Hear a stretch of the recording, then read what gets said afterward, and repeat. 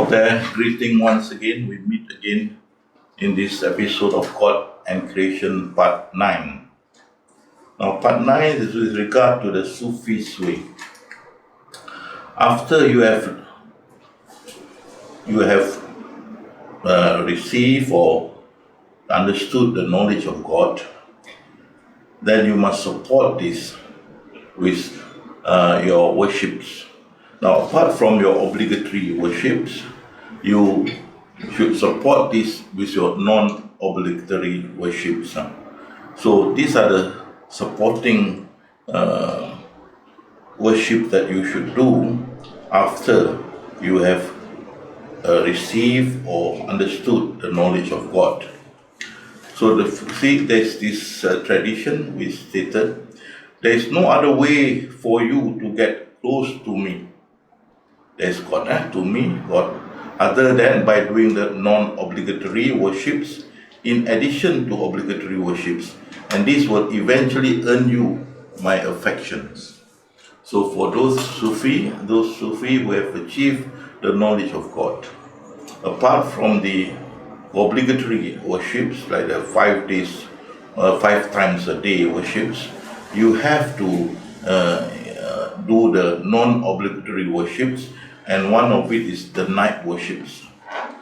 The night worship is what we call the tahajjud prayer. It does not have the maximum count, rakat, but the minimum is 2. You can do it after the Isha prayer until the dawn prayer. And as Allah says, you can do it you can do the prayer not all night, half of it, or a little less, or a little more. Not necessarily the whole night. If you want to do so, no problem. Otherwise, half of it, a little less, or a little more. And pray in the small watches of the morning, it would be an additional prayer, and that is a tahajjud prayer. For thee, soon will thou, Lord, raise thee to a station of praise and glory. So we have to wake up at night and do our tahajjud prayer. For the Sufis, I would recommend 20 rakat or 20 counts if you can. And these 20 counts, you can use the surah in the Quran from At-Takasur up to Tabbat Yada. For the first count or the first rakat. The second rakat, you use the Surah Ikhlas, Qul Huwallahu Ahad. So all the second rakat, Qul Huwallahu Ahad or Surah Ikhlas. The first rakat, you use from At-Takasur to Tabbat Yada. That works. You will come to 10 rakat times 2 will be 20. 10 prayers and 2 will be 20. So 2 count times 10, 20. So I would encourage 20 rakat for the Sufis, minimum if you can. If not, lesser, it doesn't matter. But try to standardize it to 20 and then increase it if you want to. Especially during the Ramadan prayer, you have the Tarawih prayer, which is also 20. So either you replace the tahajjud to the Tarawih prayer during the Ramadan month, or you can make it an additional 20 plus 20. Okay? For the people who are of my age or elderly and those who are quite heavy in your weight, you can do these prayers by sitting down, because it had been reported that Rasulullah SAW, or Prophet, when he was of the age and is getting heavier, he would do the non-obligatory prayer by sitting down. So for those elderly or not strong enough to stand, and those who are overweight or heavyweight, you can do it sitting down. I would recommend 20 counts or 20 rakat. Okay? So each prayer 2 rakat, 10 prayers 20 rakat. You start with at-takasur, the first for the first rakat, and followed by the Surah Ikhlas Qul Huwallahu Ahad. And then for the second rakat until the 10 rakat, you read from At-Takasur and then up to Tabbat Yada Habila Habim Watab. So it will be 10. Okay. Then the second rakat will be the Surah Ikhlas Qul Huwallahu Ahad. Same repeated. So you have 20 rakat, and that will be what I would encourage. I will encourage and advise. Do it 20 rakat if you can. If you have more time, you want to add some more, well, please do, no problem. Okay, as I said, there is no maximum, but there is a minimum of two rakat. It can be done after the Isha prayer, before the dawn prayer, until before the dawn prayer. Okay, so you have to wake up at the night, middle of the night, or slightly after that, but before the subuh prayer, and do your tahajjud. That is the night, non-obligatory worship. Then you can follow this up in the morning. You can fast, non-obligatory fasting. This is not the fasting during the Ramadan month. This is fasting after the Ramadan month. And you fast every day. You can fast every day, but not 5 days. That is disallowed. And this you can see. A person is not obliged to break his fast except for 5 days, which are prohibited by Rasulullah SAW, or Prophet prohibited it. There are 2 Hari Raya, that is Hari Raya Aidul Fitri, Aidul Adha, and 3 days of Tashriq. 3 days of Tashriq is 3 days following the Aidul Adha. So these 5 days, all Muslims are prohibited to fast. So you can fast every day. Fasting is, why you do fasting is, first, you do it for God. You want to be near God. Secondly, you want to subdue your desire, earthly desire. See? So you can subdue it by fasting. As Imam Ghazali said that, fasting you can subdue your earthly desire. So every day you fast, except for these 5 days. But again, look at what you are able to do. If you are able to do once a week, all right. Twice a week, all right. Or you want every day, all right. See whether you have the capability to fast the amount of days you are choosing. Normally, I would advise you try to do first a Monday and Thursday. A Monday and Thursday, and then after that, Monday to Thursday, 4 days.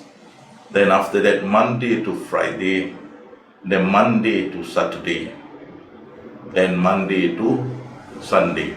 For me, I don't fast on Sunday because I receive a lot of invitation to wedding, walima. So for Sunday, I keep it for the society. But Monday to Saturday, I will fast. Now,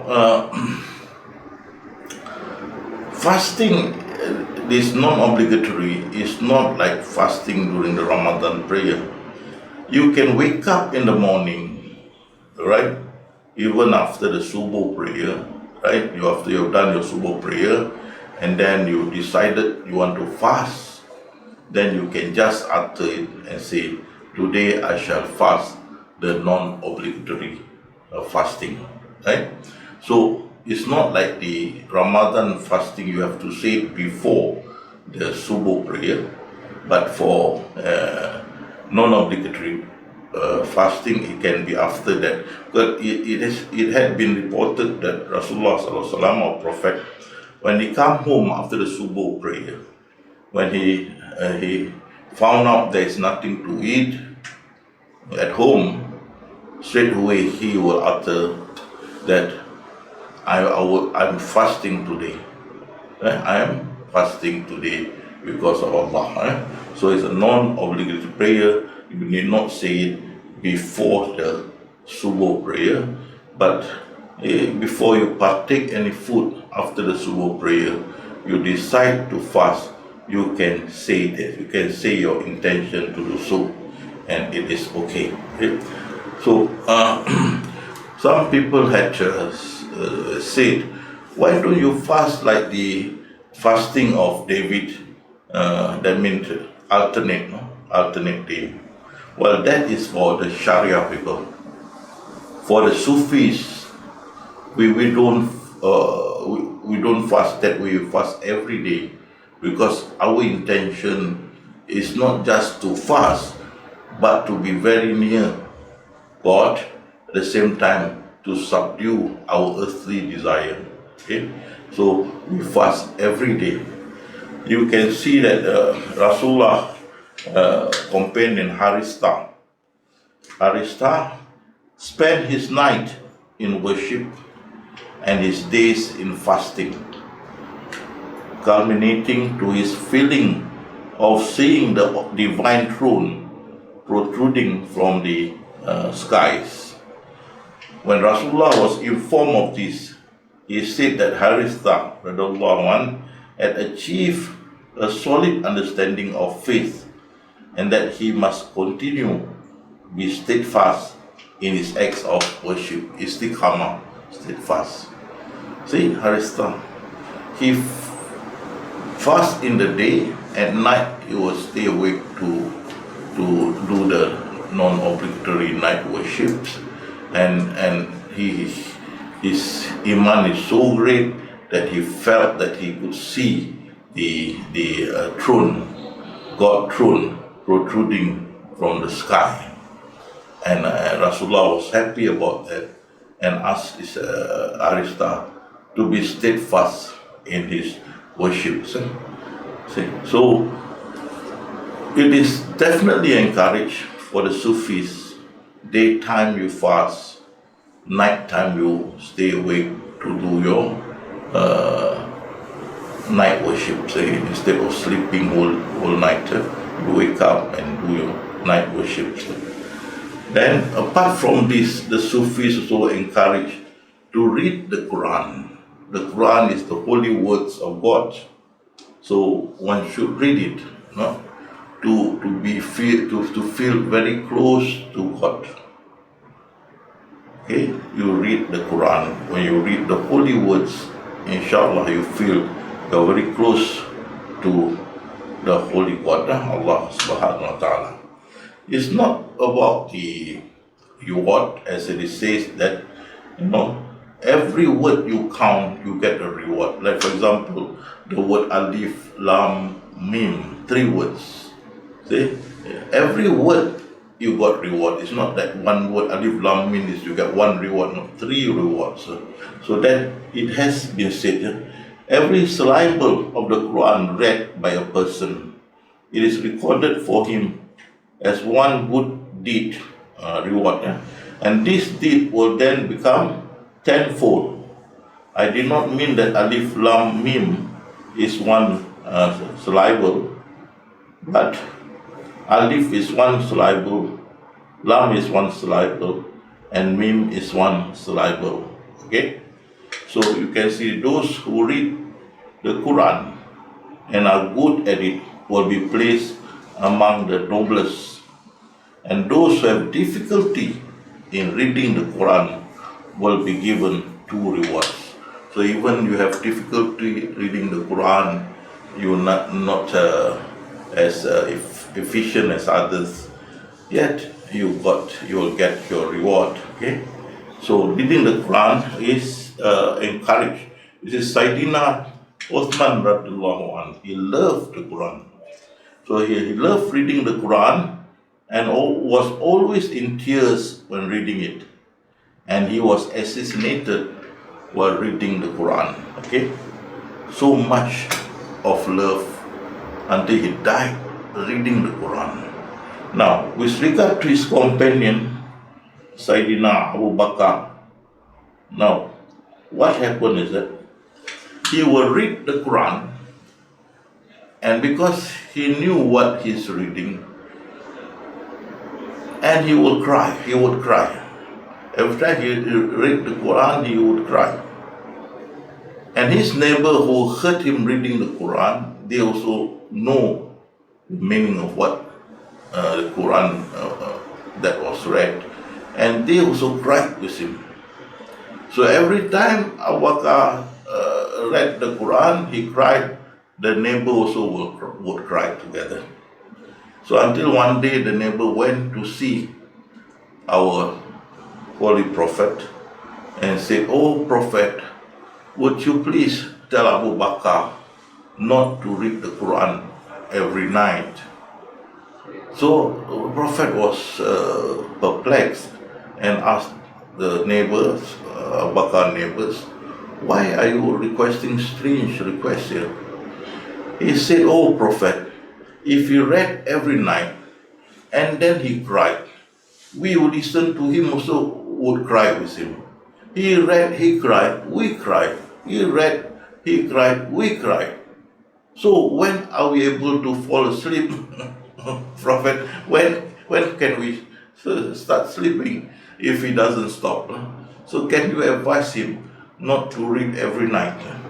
See, so Abu Bakr loved the Quran and read it every night. So it is encouraged, if you are Sufis, to read the Quran. Apart from the night worship, day fasting, read the Quran. Okay, the holiest of the book, Quran. And the first thing, to be charitable. You see, this is a command of God. Oh, you who have attained the faith, spend on others out of the good things which you may have acquired. Now, you don't give things that you do not want. Or if you go to the mosque, did your prayer, then you look into your wallets and you look for the smallest coins and put into the box. And that is not very nice. Okay, you use the space, the light, the aircons and all that, and then you give the smallest of your coins. Like for example, you have a 10 cent, the smallest you put in 10 cent. That is really unbecoming of you. You should at least put $2 or $1, or maybe more, and that should be the case. So that's why Allah say very clearly, spend on others out of the good thing which you may have acquired. The good one, not the one that you don't want. And out of that which we bring forth for you from the earth, and choose not for your spending the bad things. So don't give out things that you do not want. So people give you a gift and you do not like the gift because the gift may have cracked, whatnot. It's a container or it's glassware, and that you give to others. That is not correct. Give the best that you want. You may want the thing, but that's the one that you should give. There was a case where there was a complaint to the Prophet, the difficulty to take ablutions and to have water to drink near the Prophet mosque. And this Sahabat came, bought the oasis nearby, belonged to the Jews, and he gave in charity the small well, the well to the Prophet for the use of the public. Okay? So he bought the well for the use of the public when it's so precious. He bought it at a very good price. He doesn't mind. He did not mind it at all. He gave in charity for the use of the public. Okay? So be charitable. Okay, wherever you can afford, be charitable. Okay, apart from charitable, live in moderation. Do not be too what you call this. Live in branded goods. Everything must be branded, expensive. Everything must be glitters, gold, jewels, all that. Fast car, branded car, all that. Not necessary. A Sufi must live a moderate life. Okay? That is sufficient to sustain your living. That's good enough. In the olden days, the Sufis, they used the wool. Their garment is of wool. Okay?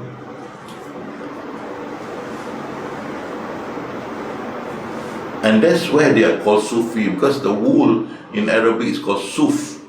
So they use this garment which is called suf, and they are called Sufis.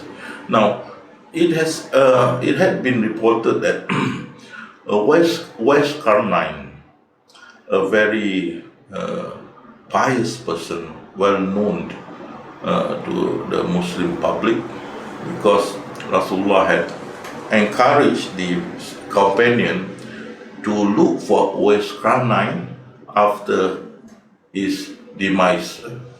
So after the Prophet demise, they looked for him from the caravan coming into Medina, and finally found West Karnine. West Karnine was found to use this suf, this wool garment. And the Prophet companion came to see him and decided to give him as a gift clothing, good clothing, for him to use to replace his suf or his wool garment. And he turned them down. He did not want. He said, "Suffice for me this wool garment, or what you call suf, suffice for me." It had also been reported that Jesus Christ and even our Holy Prophet had at a certain time, at one time, also used this suf garment, wool garment. But for present day, you don't use this. The idea that I brought up suf garment is the moderation, to live in moderation. You, especially the ladies, you need not show the glitters on your ears, your nose, or your finger, or your hands. These are not necessary. For the men, you need not show your branded watch, shoes, shirts, and so on. Live in moderation. Okay? So you see this hadith. Those who, when they spend, are not extravagant and not niggardly. Moderation, not niggard, not extravagant. Moderation. And hold a just balance, okay, between those extremes. Okay? My people, the Prophet said, my people, the life of this world is only a brief enjoyment. It is the hereafter that is the lasting home. Okay? So live in moderation, especially nowadays. If you spend too much on this, you will be greatly indebted if you can't afford this. And using your credit card, which carry very high interest, and every time you can only pay the interest, the principal's still there. Why must you put your place in hardship, put yourself in hardship to have all these branded goods? Okay, that's right. For Sufi, live in moderation. Okay, as long you can cover yourself to keep yourself morally okay, okay, you'll be okay. As long you can sustain your life, you have food to eat, place to stay, then you don't have to worry about these luxury goods. Live in moderation.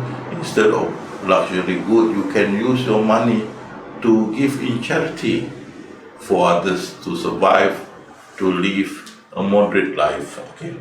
So apart from night worship, day fasting, in addition to the Ramadan fasting, then you have reading the Quran, then give in charity, charitable, then live in moderation. Moderation.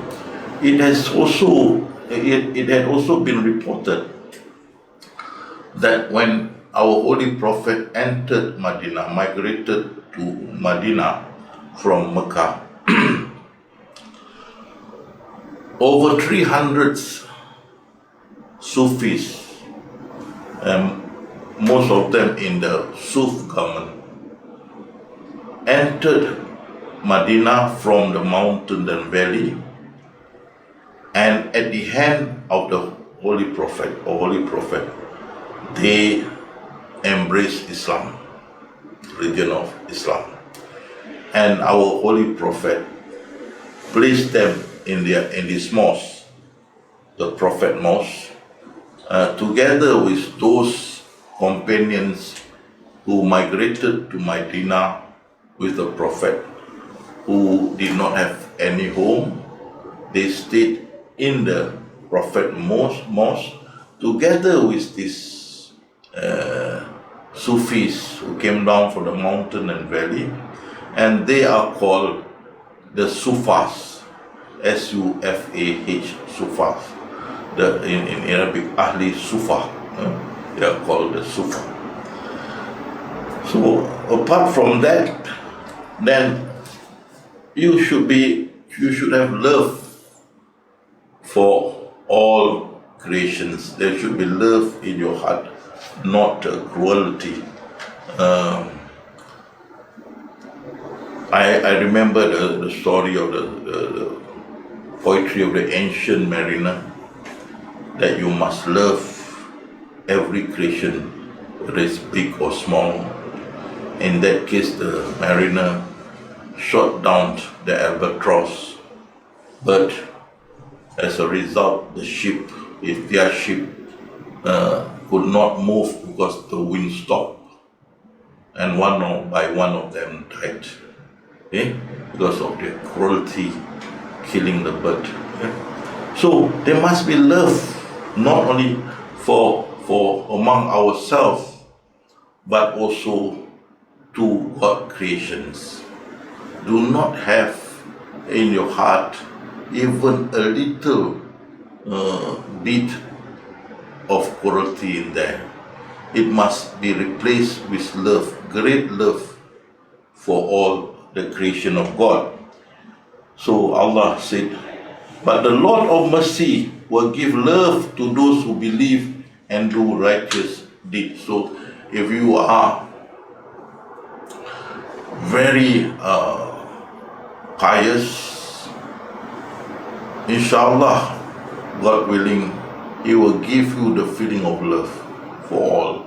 Okay? And here again, verily on the day of judgment, Allah will command, where are those for my sake love one another? Okay? My protection, for today I shall place them under my protection, where there will not be any protection except mine. See the benefit of having this love in your heart for all. Okay? A clean heart. One Sufi was reported to say, look at the face, because the face of a person mirrored his heart. That's what I say. Look at a person's face, because his face mirrored his heart. So have a clean and beautiful heart, loving heart, and your face will show, mirror that lovely heart of yours. Okay? And in addition to that, hold on to Sharia. Do not try to introduce new thing, what we call bid'ah, innovation. Because the Prophet say all innovations, all innovation can be bad and may lead us astray. Okay? You have to be careful about innovation. So do not innovate the obligatory prayers, the procedure, the principle. Do not. Okay, not introduce something new. Okay, or try to modify it. Should not. What the Prophet had left us, the ritual, the readings, the principles of our worships. Hold on to that. Steadfast. Hold on. Still come on. No need to change. No need to innovate. You can see here. Remember Allah's grace upon you, and that which He had revealed unto you of the Scripture is Quran and of wisdom. There's a tradition. That means Quran and the tradition. And the Prophet had also said, I left for you two references, which if you hold on, you will never be led astray. And that are the Quran and my tradition, the Sunnah. So he had left these two. Hang on to it. Hang on to them. Because the Prophet had guaranteed that you would not be led astray. You will never be led astray. You hold on to these two. So there should not be an innovation to change the way of our worship. There should not be modification and whatnot. What he had left us, just stick to them. There shouldn't be anything new. And I'm happy to note that until today, the Muslims are very strict about this. They will not accept any innovation or modification. They are very strict. In other words, they are saying there is no compromise in worships. No compromise in worships.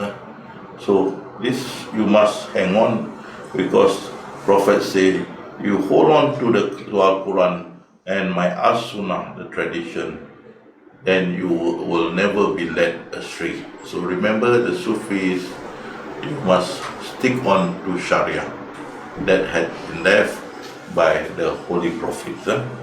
And be God-fearing. You must fear God. It's no joke. Let me tell you, there's three companions who did not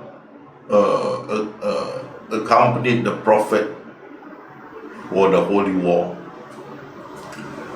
And when the Prophet came back, it's all the other companions after the war, they were really aggrieved. These three companions were really aggrieved. And the Quran, Allah said, they can as if they can hardly breathe because of the recognition of what they had done, and they knew that they cannot escape from Allah's punishment.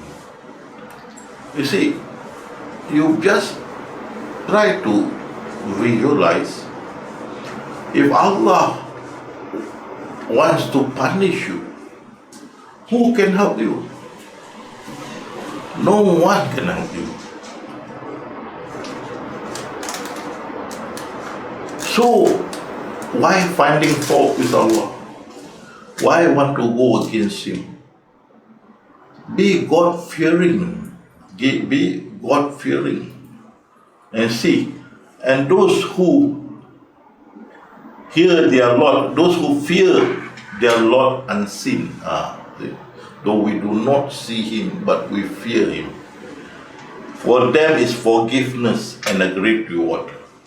For believers are those who, when Allah is mentioned, the name or the words Allah is mentioned, feel a tremor in their hearts. These are the good Sufis. Every time they felt the tremor. There was one Sufi who was walking and heard a woman reciting a poetry praising Allah. He was so taken of it. After the lady stopped or finished the recitation, he said, "Can you please repeat it again?"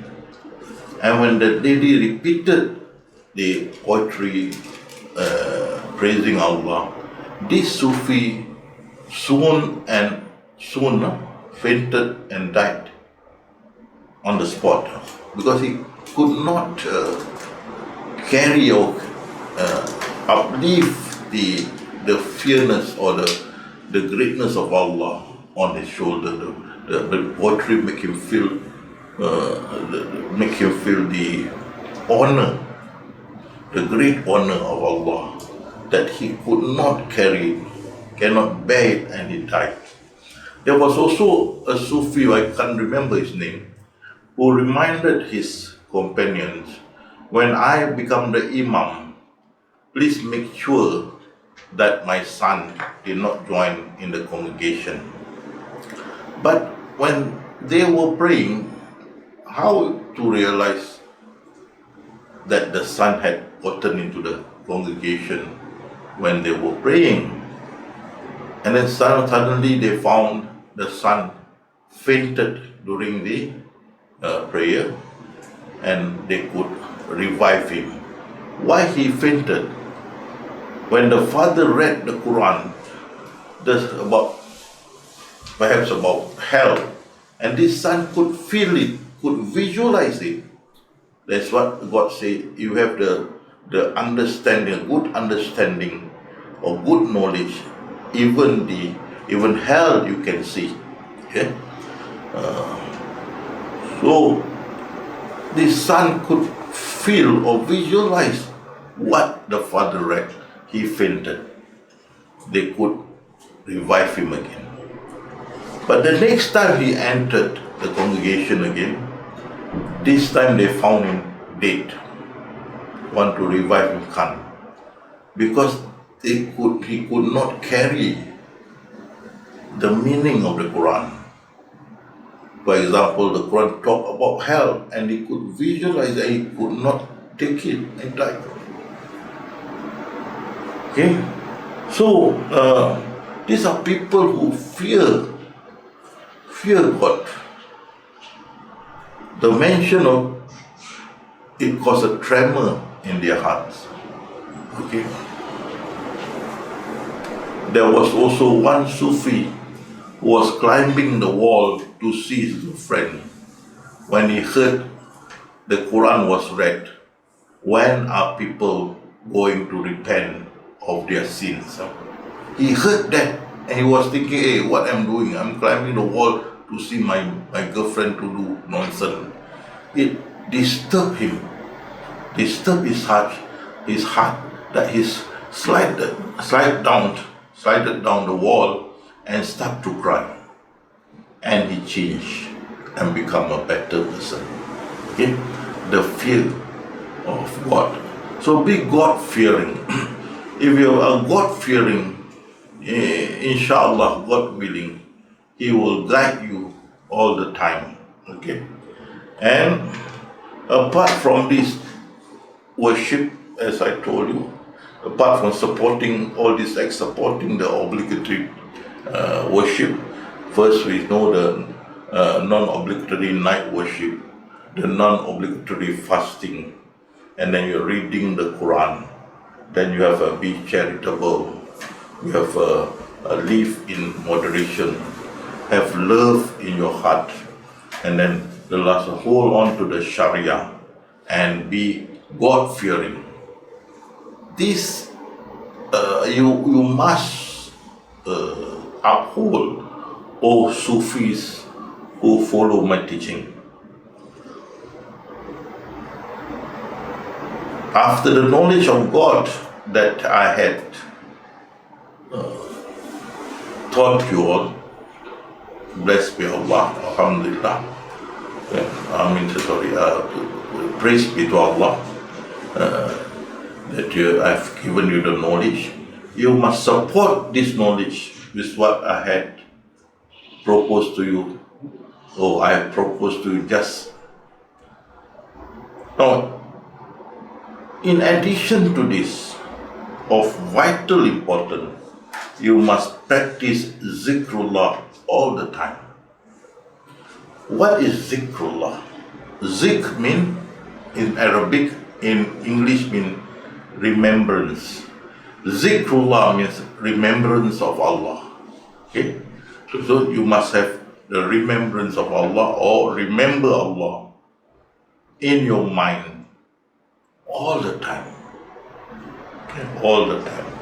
You can see here, Rasulullah said, "Oh companion, do you want to know the highest level of worship or act of worships that is higher than gold or silver or even fighting the jihad?" Okay? Do you want to know which act of worship is the best to God, as well as enhancing your standing, and which is better than giving gold and silver in charity or fighting jihad? The companion answered, yes, we want to know. And Rasulullah answered, zikrullah, the remembrance of God or remembering God. And it was said, remember Allah as much as possible and you will succeed. And look at this. A man who is not beguiled by his business and financial transaction for remembering Allah. So all the time, you must remember Allah. Take the opportunities whenever possible to remember Allah in your mind. Allah, and remember Him. No form, no shape, nothing. Just remember Him, Allah, in your mind. Wherever there's possibility, there's time, opportunities, remember Allah in your mind. Continuously remembering Him throughout your life, every day. While walking, while standing, while sitting down, lying down, remembering Him, remembering zikrullah. Because zikrullah is like a candle in the dark.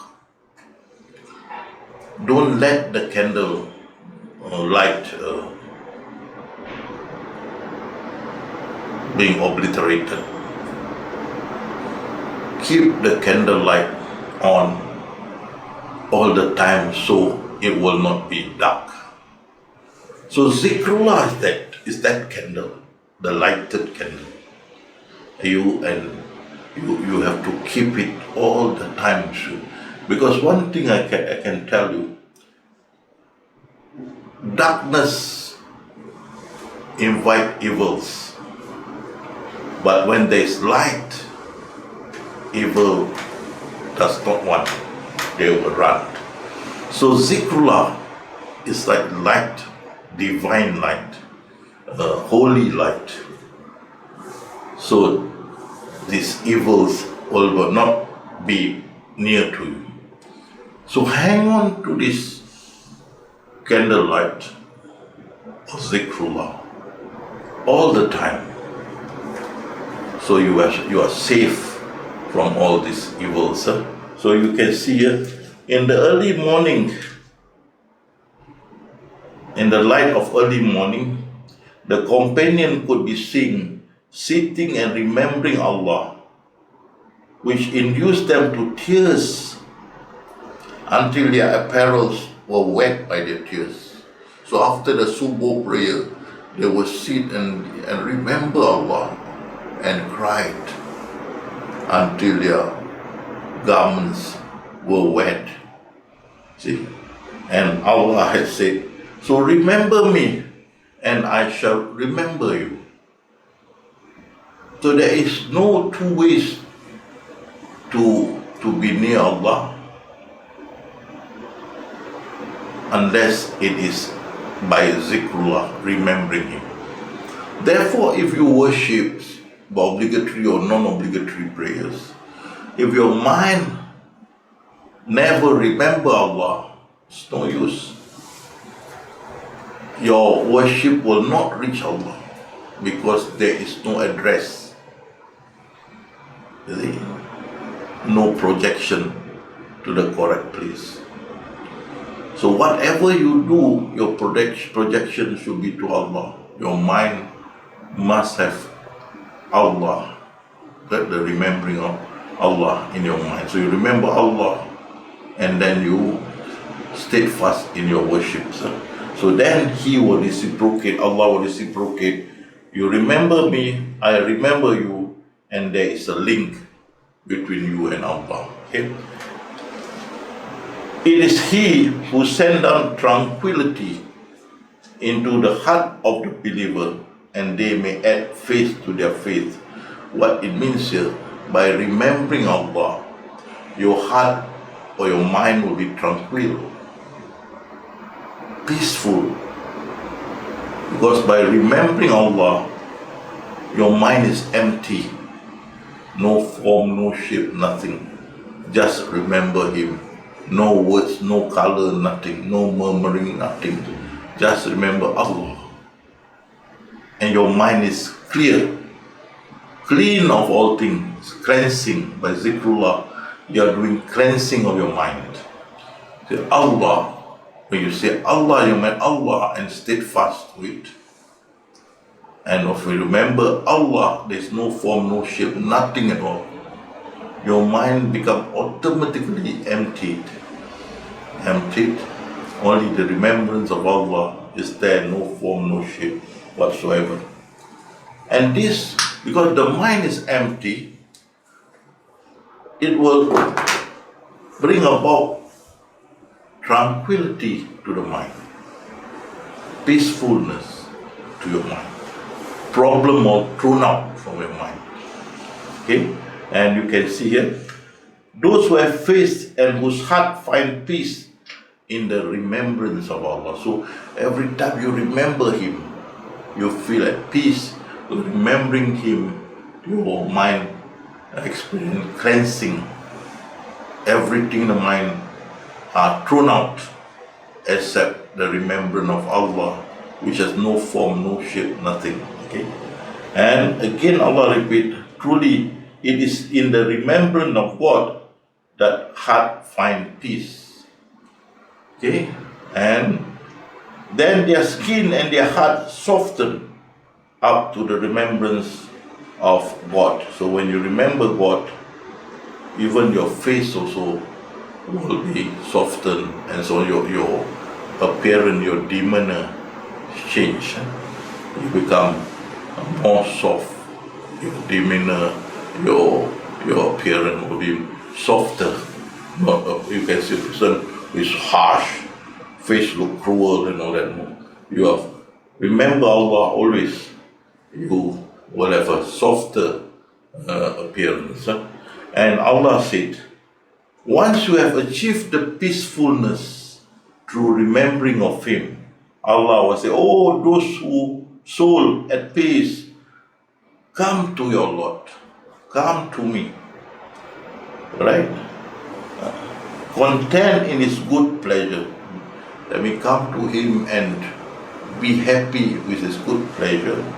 Enter thou amongst my bondsmen and enter into the groups of people who like you, remembering Allah all the time. There's a bondsman group that always remember Allah. Join them and enter thou my garden paradise. So that is very important. Apart from the act that support the obligatory prayers, the last is the zikrullah that must be sustained, if possible, all the time until practice make it perfect. You can remember Him all the time. Okay? No form, no shape, no color, no words, no murmuring, nothing. Just remember Him, Allah, and then remember Him without putting any features at all. Okay, and there you have a link with God, and that will bring tranquility, and that will also bring about invitation for you to join this Jama'ah, the community of people who always remember Him. Okay. Now, if you continue remembering Him in your mind, as I had said earlier, it's like a cleansing process. It cleans your minds of all impurities, because nothing should be in there. As Shaykh Abdul Qadir Jalani said, nothing should be in there except the remembrance of Allah. Cleansing going on. Your mind become cleanest, and suddenly it brighten up. It lighted up, the light. Okay, and you can see from this photo the light inside your mind. Okay? Yeah. See? So he reads here. At that time, there will appear a light from your inside and manifest itself on your outside. So from the outside, you can see this light in the manner of the light of a lamp, like a light of a lamp. So you cleanse your mind, and it's so clean, it brighten up, lighten up, and this can be seen even at the outside. The light is like a light of a lamp, which is in a dark night, appearing through its artifices and loopholes, and the outside of the house illuminated by the light of the inside. It's like you see a house from outside, and the light inside can be seen from the outside. So if you keep on zikrullah, remembering Him in your mind, it is a cleansing process, clearing all impurities out, clearing everything except the remembrance of God. You remember Him, and even that, no form, no shapes, not words, not murmuring voices, or that coloring, no. Totally remember Him and the cleansing work, and your mind becomes clean and cleanness, and that's it. It becomes brighten up and look like a light, a lamp. And you can see, one day shall thou see the believing man and the believing woman, how their light runs forward before them. Okay? So you must have this cleansing of your mind by remembering Him always. So you have the light. Okay? Once this light is there, when you use your inner eyes to look into your mind, the light is so bright, like a spotlight. When you have achieved that level, then your mind, when you rest your body, your mind can command your soul or your spirit or your soul to leave the body, your body. This is called OBE, or out of body experience. Out of body experience. Your eyes closed, but not your heart. Your heart is the mind. So even though you lie down, your eyes closed, but not your mind. But since your mind is cleansed and is lighted up, that is a stage you can order your soul. The mind can order or command the soul out, and it can come out from your body, as can be seen here. Okay? Your body, your soul can come out from your body, OBE, right? Out of body experience. Okay? And see, you can see here, the mind is there. Okay, your mind order the soul to come out. Okay, so the soul come out. In order for you to travel, space travel, this mind must walk, because this is a pilot and this is a plane. The pilot must walk. So the mind say, join the soul. So the soul walk. And once you did that, then the mind can say to the soul, okay, go to this place, that place, it's up to you. Okay? So once you relax your body, that what it says, my eyes slept, mean the body sleep. Eyes represent the body, your physical body sleep, but not your mind, but not my heart is mind. So you see here, you cause the body to sleep, but not your mind. So your mind command your soul to come out. Similarly, you can see this thing. Okay? Your body sleeping, not your mind. And your mind tell the soul, come out, come out. Okay? Or even this way also. Okay? You rest, body sleep, not the mind. The mind say, come out, it can come out. So many ways. Okay? Those who had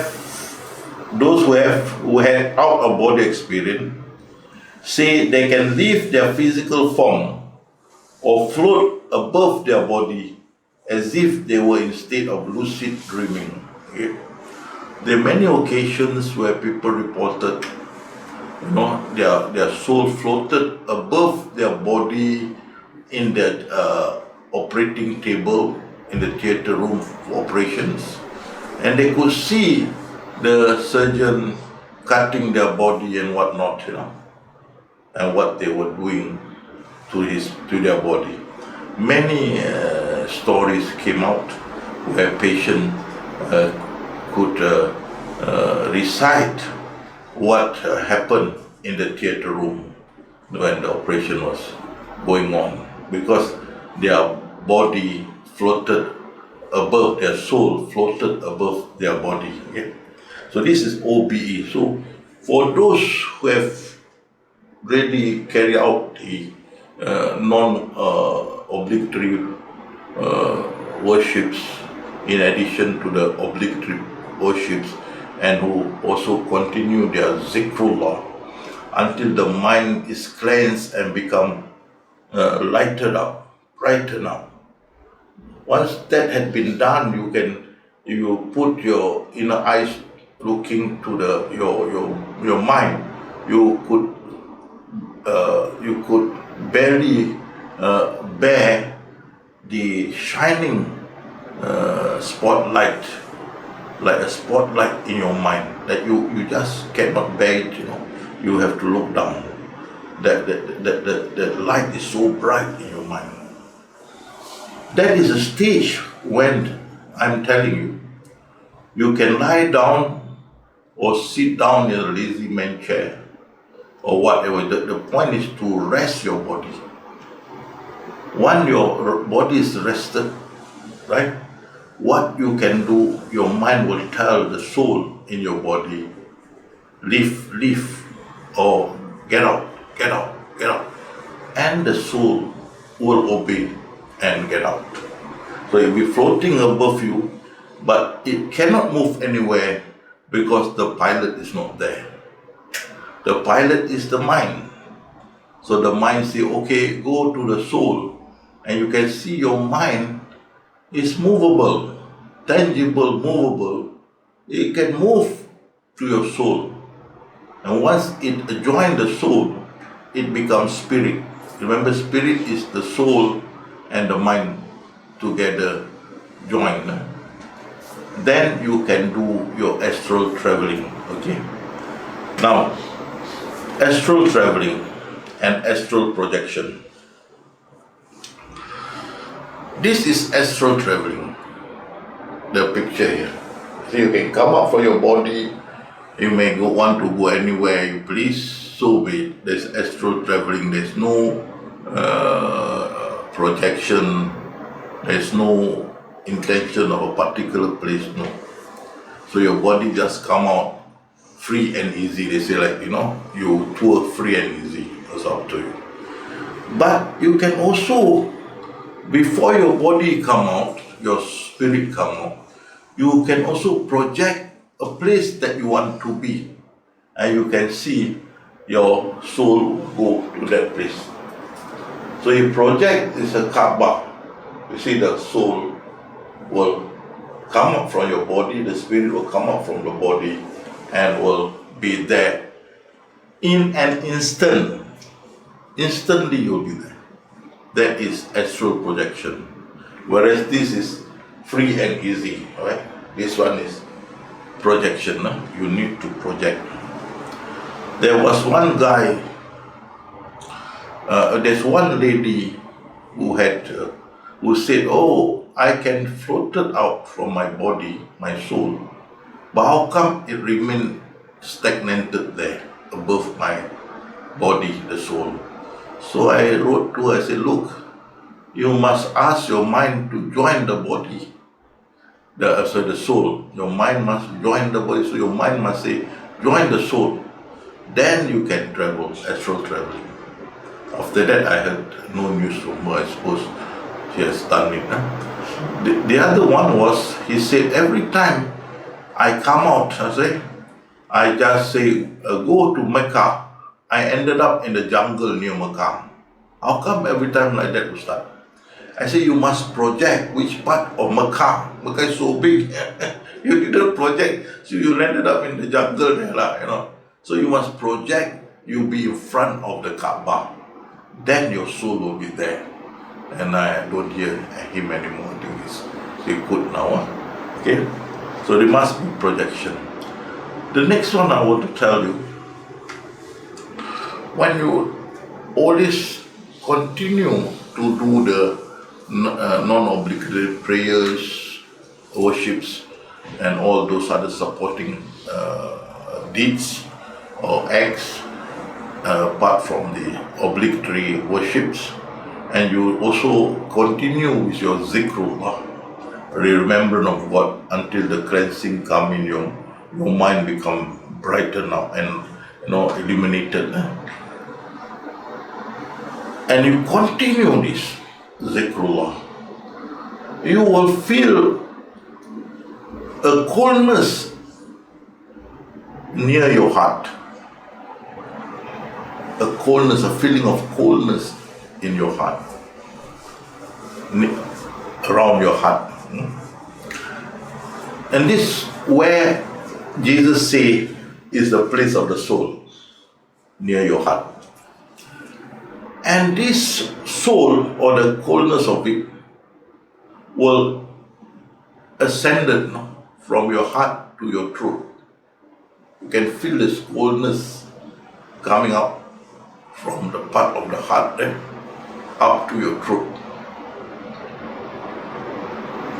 In actual fact, this coldness is your soul, but you feel cold.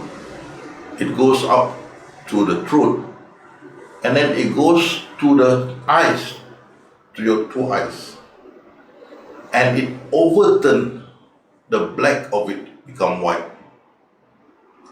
You can feel your eyeball turn 180 degrees, turn inside, so the outside become white. Then when it's turned the eyeball inward, leaving the white teeth outside, the soul entered the mind, or the brain, entered your brain, and then suddenly you felt pressure in between your brow, at your forehead, in between the eyebrow, forehead. Pressure there, suddenly you can sort of hear the poop, a window open. And that, my friend, is the third eyes. okay, and your spirit may come out through that window, and in a micro form, come out from that third window. But the good aspect of this, if your third eye is open, you can see all around you, 360 degrees you can see, without turning your body, you can see. Okay? And this is difficult to achieve. You have to sustain that zikrullah to that extreme until you can feel the coldness rising from your heart to your throat, to your eyes, inside your brain, and the third eye is open. Okay, we can see here, I show you the third eyes. See, you can feel the coldness from your heart, and it will go up to the throat. See, go up to the throat, and then you go up to the eyes, and they turn the eyes to white. Then it entered the mind, okay, and there is the third eyes. And here in the Quran it says, when hearts and eyeball will be overturned. So heart means the mind. The eye, see, when hearts, when heart and eyeball will be overturned. So the heart, the mind, and the eyeball will be overturned. This Surah An-Nur. When heart and, but if we talk about plural, many people, okay, the hearts of those and their eyeballs, when their hearts and eyeballs will be overturned. So see, eyeballs turn, heart turn, and then the third eyes open. Okay, so that is what happened. Third eyes, but third eyes is not easy to maintain. It's quite tough. You have to really put yourself into it wholeheartedly, steadfast, until the tremor is there. Okay? It's not easy, but once a while you got it, you feel very nice. Okay, to maintain it's not so easy because we are working spiritually, we are also busy, But when the time comes, you can sit down and remember Him, stay fast to it for hours, then inshallah you can achieve it. Third eyes and spiritual eyes different. See, just now I mentioned to you, third eyes can see 360 degrees. Spiritual eyes can also only see like the ordinary eyes, but you see things spiritually. The ordinary eyes will see things physically, but the spiritual eyes will see the things spiritually. But it's the same vision like the ordinary eyes. So here, spiritual eyes are the eyes that see spiritual realities, just as your physical eyes see physical things that are around you.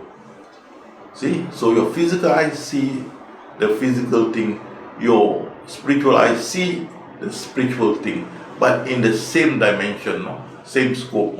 You see here, this is the hindrance that block your inner eyes. They call hijab.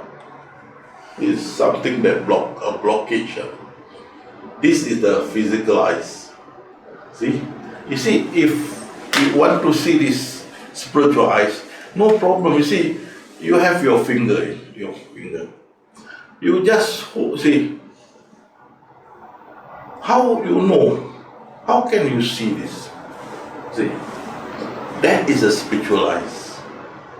Okay, you can hold it. That is spiritual eyes. That's thing. This is the physical eyes. This is the spiritual eyes. Okay, you can touch your ear, your nose, your finger. You can touch your shoulder. How you can touch it? Because the physical eyes and the spiritual eyes, but it is different. This physical eyes is the inside, but this is blocked, so you can't see the spiritual realities there. You can, if you open your eyes, you see the physical reality, but you close your eyes, you can't see the physical reality because it's blocked. It's the block. But once it's lifted up, can you see the spiritual eyes? Can you see that? That's it. Now, for me, not all the time I can have this spiritual eye, but Alhamdulillah, every time if I am, if the unseen, the spiritual entities, if they want to see me or they want to do harm to me or whatever, they want to have a communication with me, I can see. Every time this happens, I can see. But otherwise, I'm not able to see them. It's blocked. But I'm happy with that because they won't disturb me doing my work. You every time see them, so you can't work. So when they want to attack me or they want to communicate with me, then my spiritual eyes can be seen because this blockage is raised. So this that block our inner eyes, our spiritual eyes. So when it's raised, you can see the inner eyes. Okay. All right. So this is all these spiritual eyes, third eyes, out of body experience, astral traveling, astral projection. These are connected from the zikrullah, remembrance of God. You cleanse your mind, and this all can work. Alright? And this is different from those who practice the power. In Chinese it's called qi, the power. Okay? In Cambridge English Dictionary, qi means the most important energy that a person has. So, instead of remembering Allah, I'm not encouraging this. I had experienced this, but I gave up. I do not want. Okay? So, if you want, it's up to you. I just want to show you the difference between ours, remembering God, zikrullah, and the practice of using the energy power. Okay? You see, what you do, instead of remembering Allah, you put the pressure to your mind. Build up the pressure. You can feel the power. You push the pressure upward. Pressure. You can feel the pressure in your mind, the energy in your mind. Push the energy up. Okay? You will come out this way. Okay?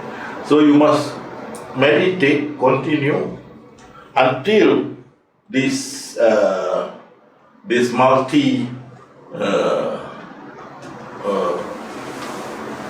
ray of light, right, or multi energy become one, like this.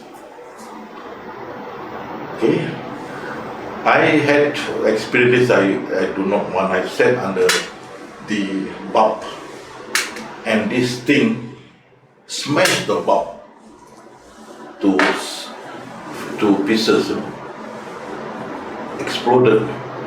We call the electrician, so cannot repair it because not only the bulb, the wire all burned. So I do not want you to practice this. This is for power, we do not want. And our Mr. Nasir said, "Oh, Ustad, I did not under the light as you advised me, but even then I could feel when I press up, this one, it will be a thump sound, doom, doom, doom, at the ceiling. Doom, doom, doom. Same. It's power. It's power. Okay? So this is the power. Once you, this multifaceted or multiple energy, you make it into one. Okay? Then you can use this power, you can push it to your eyes. You can push it to your body, up to you. You can use this power. Once you control this, then you see here, you can use telepathy. You can send message. For example, I'm going to Rehana house, so Russell coming back, Rahana can say, Hey, Ustaz coming, buy 2 biryani. Telepathy.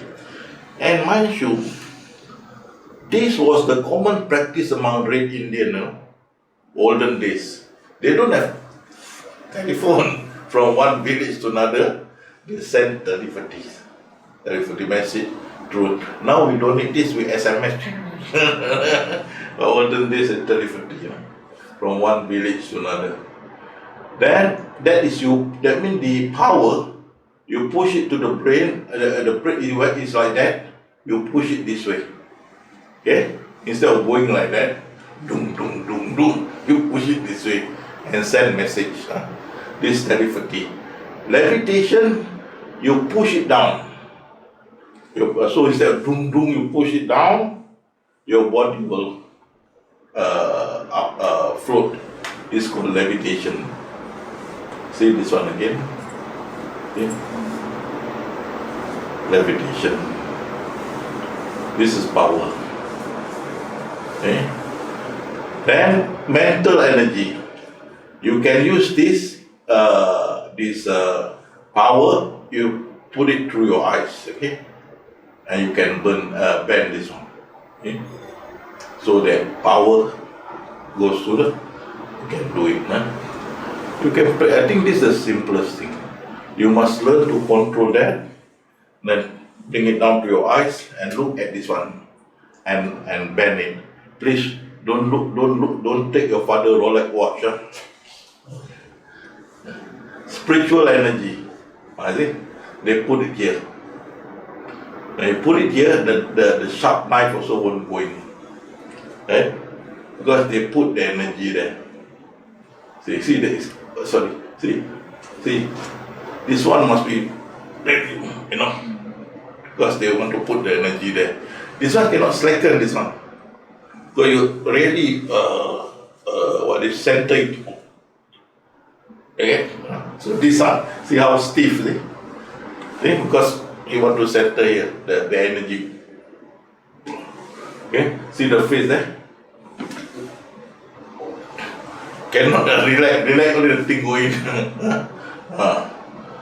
Okay, this is where you use your hand. You see, there was once one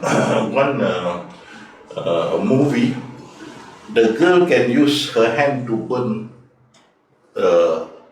paper. No? That one, I can't remember the name. She burned a lot of places using that. This is the power. You can even push a person to fall. There's this in Malaysia, they practice, they call it the silat Budi Suci, I think. The name Budi Suci. From here, you are there, boom, you fall. Very powerful Budi Suci. Then they use this power. So instead, the power is there. Instead of going to put it here, right, or putting here, right, what they do, levitation, no, they use this to use as as their weapon. But again, you must control that first, the power, the chi. Then you can get down. Oh, you can use this. This is the power. From there, instead of using the eyes for telepathy, you put it to your hand and you push the power out. Okay? Or spiritual healing. See? Never touch, Okay? This one, Chinese, a lot of Chinese can do this. My friend also can do it. Even those the non-Muslim who join our team, they also have this power. They can do it. So the power, you let down your hand, okay, the spiritual healing. Or there, see? Okay. So this is the power. So you can follow when you do your meditation, remembering God, this one way. Then you can go for your OBE, spiritual traveling, spiritual astral travel, astral projection, third eyes, and the spiritual eyes. That is through zikrullah, remembrance of God. Or you can go this way, just don't do anything, just concentrate on the power. In your mind, you can feel the power, push the power out. And then you can feel the power become one. Whenever you push, your ceiling will hit doom, doom. Like that's it. Don't stand under here. I was not the first time, not experienced about that. Sat under the bulb is smashed totally. Okay, so you can feel doom, doom. That means you are in control. So you can let it down to your eyes, to your body, or whatever. I've shown you all the ways you can use for spiritual healing. There is another one, I don't have it here, where they use it to burn the paper. There is one, I don't have it here. Use it to burn the paper. So that also called the power. So, ladies and gentlemen, that is my lecture for today. Inshallah, we'll meet again. Wabillahi taufiq wal hidayah. Assalamualaikum warahmatullahi wabarakatuh.